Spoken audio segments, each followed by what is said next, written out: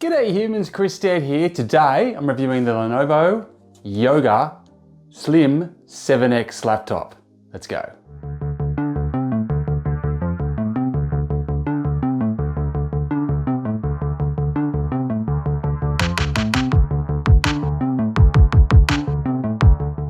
Now the Yoga Slim 7X is an important laptop, not just for Lenovo, but for consumers as well. It's the first of this new generations of laptops we're seeing emerge from Lenovo and other manufacturers that are built from the ground up for AI. So from a silicon level, built from the ground up for AI.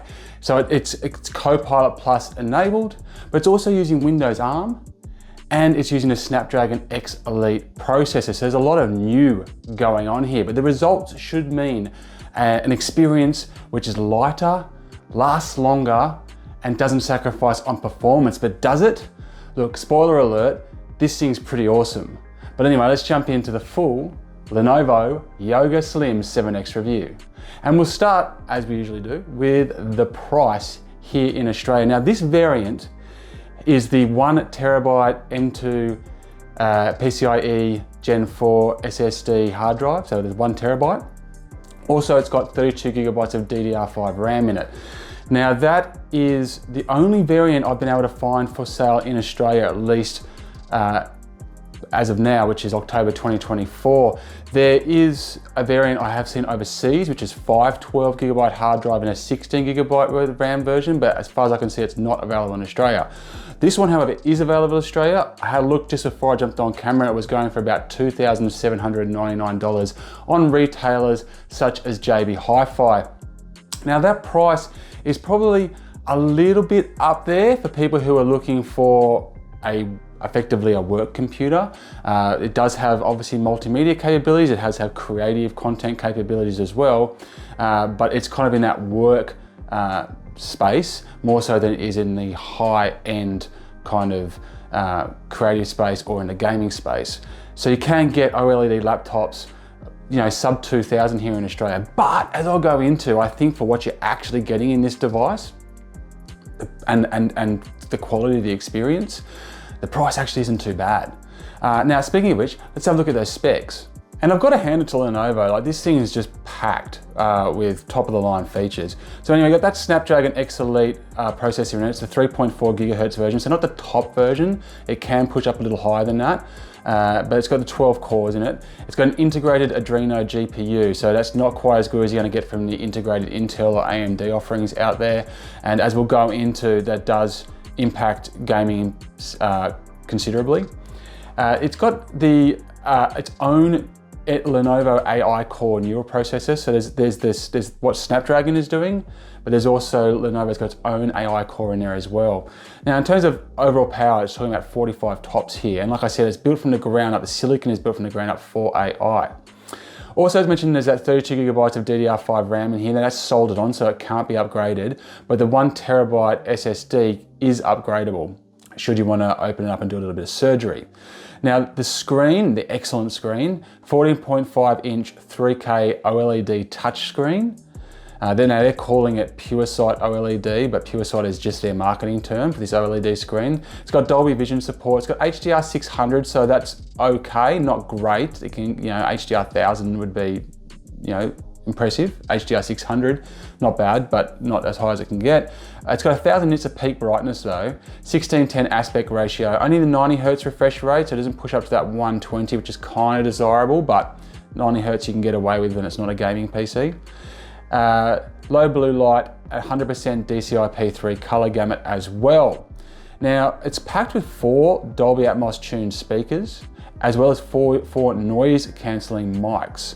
And that's going to give you that teleconferencing abilities when paired with the 1080p, so the full HD camera, which is built in. There's also like a shutter for that, so you can make sure that you're not getting pried on or peeping tomed. Over on the keyboard, we've got 1.5mm of key travel. We've got that slight concave that we've seen in lots of the other Yoga products as well. There's also an anti-oil coating on the keys. We've got a full we've got larger glass trackpad. So the trackpad has been increased in size from previous generations.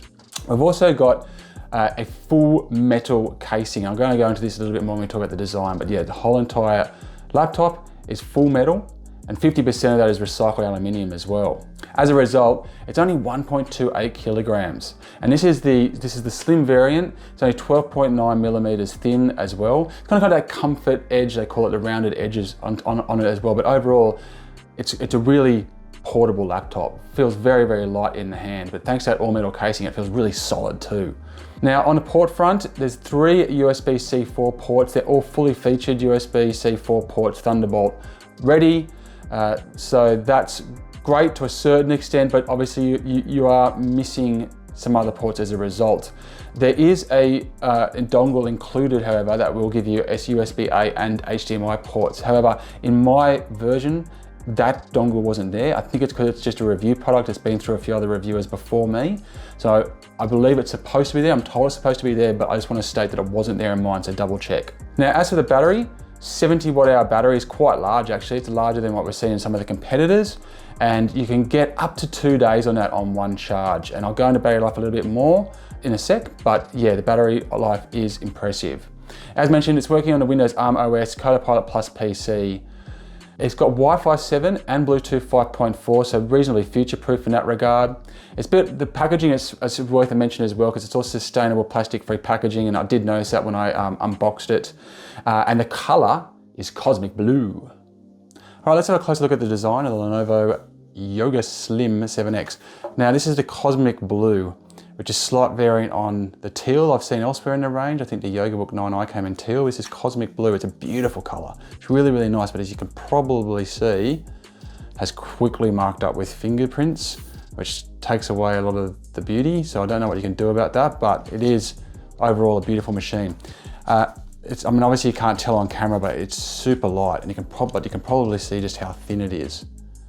So it really doesn't feel like I'm carrying too much here. It's gonna be easy to carry in your bag, backpack, traveling, wherever you happen to be. It's all going to be really nice and easily portable.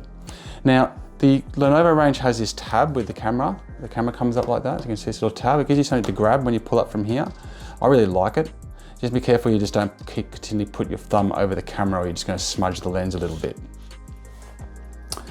Now, you probably noticed he's got these beautiful soft curves over here, the whole way around. Really kind of subtle marking as well with the Yoga and also the Lenovo on the top here. It's slightly embossed, by the way, but it's just nice and subtle. And it's just overall, it's a really beautiful machine. It's very well centered, super strong hinge. You can see that. It's not too much wobble in that. A little bit, but not too much. These speakers down here, which is good. I have had laptops in the past where the speakers are underneath and are downward firing, and as soon as you do this, they're muffled. But here, nice and at the top. You'll also notice that the trackpad, which is a bit bigger than previous models, is centered over the space bar. That's good, that's what I like to see. It allows me to basically have my hands like this and to type away. Now, the typing experience, no, you don't get to have my pin, I'm sorry. The typing experience is beautiful on this, absolutely beautiful. It's just got such a nice travel, such a nice concave feel. It just sits really nicely. It's just like, I do a lot of words a day. I do 10,000 words a day, and it's just been beautiful to type on. And you got that control over the backlighting as well, which isn't really showing up right now, but it's there for you. You also notice you got your copilot here, so you got direct access to your copilot right here. One of the things I have noticed with the trackpad is that because it's a little bit bigger, that right click is kind of way over here a little bit, and I tend to kind of do this with my hands, and I've been finding myself kind of hitting in the middle, just a little bit further that you need to reach to kind of double click. But I'll get used to it. But that's just something that I've noticed straight away. You will notice it's quite loud on the tap. So it is a little bit of a noisy keyboard. Now, hopefully that's coming through on the camera there, but this is a beautiful screen. It really, really is lovely. That 16:10 aspect ratio. There's only a thin little bezel around the outside. It's beautiful to watch movies on. It's beautiful to work on. It's really responsive in terms of the touch as well. So, you know, you're getting a lot here than you expect. This OLED panel is just, it's deep, it's accurate, and it's bright, and it's beautiful, and I love it. So it's really, really good. They've done a great job with it, I think. Now, as you can see that Beautiful responsiveness. One thing to note is the ports. So we've got a USB-Cs, as I mentioned, these are Thunderbolt, they're all fully enabled. There's 2 on your left, which is the preferred side as a right-hander, to have the 2 on that side, because then you can, obviously, if you've got anything docked into the side, it's not in that way of your mouse. But for the lefties, there's also an option over here. Again, that's fully powered. You've got a little switch here as well that's going to flick your camera shutter down and off, so you can just prevent the outside world from looking in, and a little power button. And that's it. So you're not going to see anything else on the back here. That is the full works when it comes to ports. So obviously, no HDMI port, no USB-A port, no headphone jack.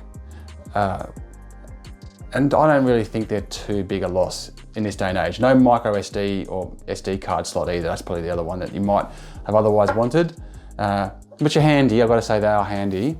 But really in 2024, I think you can get away with just the USB-Cs, considering how well Bluetooth works and how Bluetooth enabled everything else is.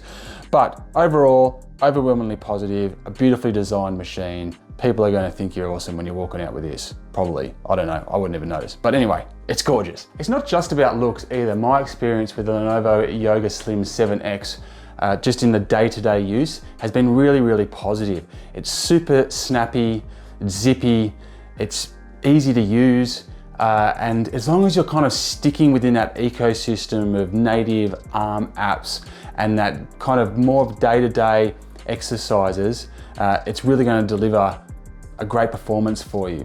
Even when I tried some slightly higher end software like DaVinci Resolve, it was doing a pretty admirable job, I've got to say. Where it did start to top out though, was when I started to play some games. So a lot of the games that I tried, for example, I tried Dirt 5, I tried Stray, they wouldn't even load. So they just sat there trying to load forever and never turned up. I got Control to work, but it would only work in a very, very small window. I couldn't enjoy it at full screen. So that was a bit disappointing. What did work, however, was just using it on cloud streaming. So I ended up just connecting my Xbox Game Pass account and did cloud streaming through this, and that worked a treat. So I ended up being able to play all the top level games on here anyway, just via the cloud. Now obviously that's dependent on the speed of your Wi-Fi, but with Wi-Fi 7 in here, and I've got a decent router set up here in Nest, it actually worked better on this than it did in any of the other laptops that I've tested cloud gaming on. So that potentially negates the point. If you want to get this laptop for your day-to-day work use, a little bit of creative, it works really great with multimedia. The audio is good. It's never going to be as great as just a good set of cans, but it definitely comes out all right, and you definitely do get that kind of bit of Dolby Atmos spatial to the sound coming out of it. So for all those things, it's great. For gaming and anything that's not native on ARM, that's where you start to get a bit of hit and miss. And so I think it's important in terms of your performance experience, if you're going to look at this laptop, just to make sure that the particular software that you use a lot of is on ARM. And also that if you're thinking about using this as a gaming system, you're probably better off using cloud gaming through it than you are trying to use anything natively installed, because I really struggle with the GPU just doesn't deliver that kind of experience in a way that I think that you would find enjoyable, at least across most of those kind of high level titles. Maybe get away with something low end, but that's what I think anyway. On the good news is that we're seeing kind of ARM suddenly find a bit of life, like the last Surface Pro review that I did that you can find on the channel was using ARM, and that was working a treat as well. It's working here. I think Samsung's got it happening as well. So there's a few laptops coming into the space now which are actually delivering really good performance and battery life on the ARM architecture, and as a result, I think that a lot of the other apps that haven't quite made that leap to be native on ARM are going to start doing that, like some of the Adobe stuff, for example. So I think that there'll be, even if yours isn't quite there yet, it could be there sooner than you think. There's plenty of other positives to mention with regards to performance as well. For example, heat, it doesn't get that hot. Even when it kind of got a little bit hot, there was no even sense of thermal throttling going on or anything like that. I just don't think it gets hot enough to even worry about it. So it's really good in that regard. In terms of the sound it makes, it's just super quiet. You wouldn't even know it was on most of the time. It's one of the quietest laptops I've ever come across.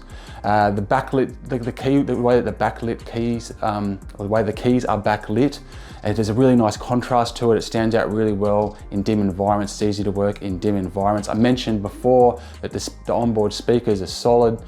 There's also the mic and camera for teleconferencing. That works really well. It picks you up really well. It's you know, your teleconferences is going to be fine. And then there's the battery life. And that's obviously one of the big things we're starting to see come out of this new wave of products which have AI involved, which also have the SnapDragon X Elite chip in them. And they say you can up to 2 days on this.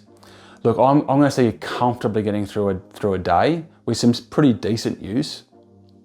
Can you stretch all the way to 2 days if you're using it, like fully using it? I think that's a bit of a stretch, but it's close. But the bottom line is you're easily getting through a day. Easily getting through a day with plenty of space on either side. You're going to pretty much be able to fly out of Australia almost anywhere, and this thing's going to make the distance.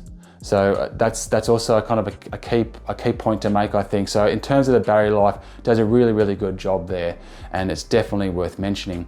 The AI side of things, look, it's a big part of what they're promoting around these new age PCs or this new generation of PCs. Look, to me, it feels like it's still a bit of a case of early access. It feels like there's features that still aren't there. It's a bit gimmicky. It's not quite knocking me out of the park. Maybe it's just because I'm Gen X and I'm just, you know, getting help from the AI left, right and center just doesn't sit well with me.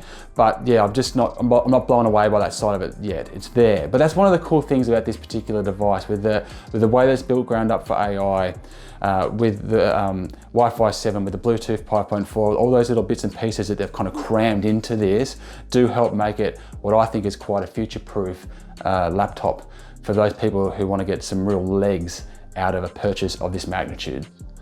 So as you may have picked up, I'm quite a fan of the Lenovo Yoga Slim 7X. I think it's a fantastic, beautiful high-end premium laptop. It's just so light and portable and beautiful and elegant. They've done a really good job with this, I think.